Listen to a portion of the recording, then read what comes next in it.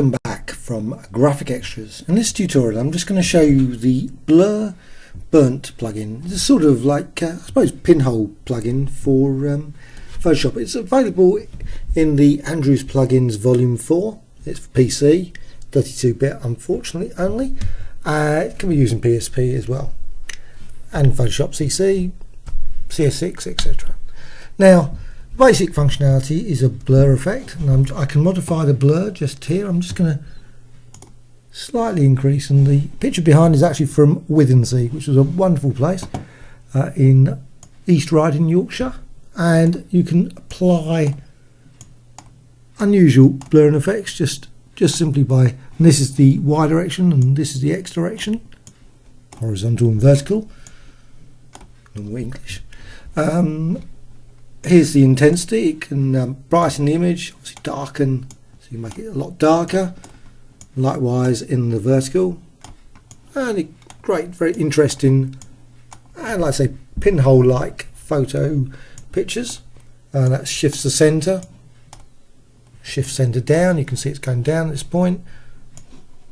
That shifts it across, and so on. And there's also a noise option, so you can add noise into the image as well. You can see a slight grain appearing at this point.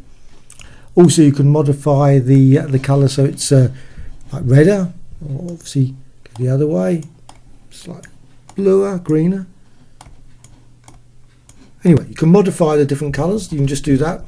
Let's say the intensity can be modified, and you can create a vast range of different sort of blurry, out of focus, burnt like frame like images. That was the intention when I actually created the plugin.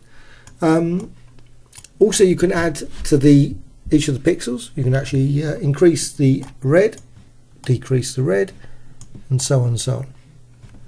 I'm going to reset it at this point. I'll just quickly show you an example. I'm just going to quickly apply the effect, and that's the actual end result. You can actually see that it sort of creates quite an intense light at the center, but of course if you darken it by the intensity setting, you avoid that.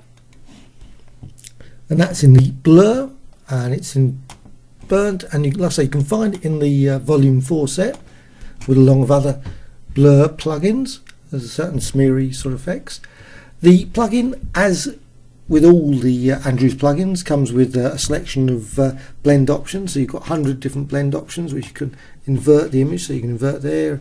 You can randomize as well. You can go through all the different, just quickly randomize them. Obviously you can modify it here as well, so you can have less, and you can create some weird, very weird sort of frame effects there, very a solar wrap as I called it. Just quickly click through those, so you can just randomize, create frames as well as edge effects and so much more. Also with the plugin there's other obviously color settings which you can add more red in again. Also you can apply overlays, which is this section here, and I'm just going to set one of them anyway. This is one of the options, a gradient, so you can see a red and pink there.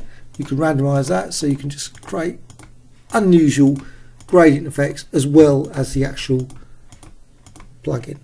Right, at that point reset, just going to click OK.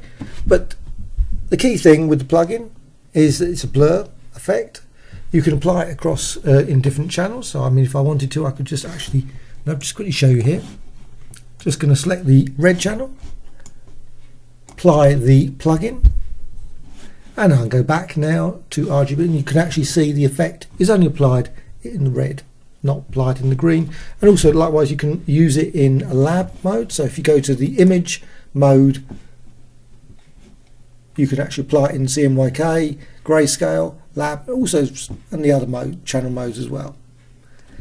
The plugin can also be used with Photoshop scripts. You can also use as a smart filter as well. If you convert it to smart filter via the convert for smart filters, you can apply it multiple times and change multiple times, as well as apply other effects.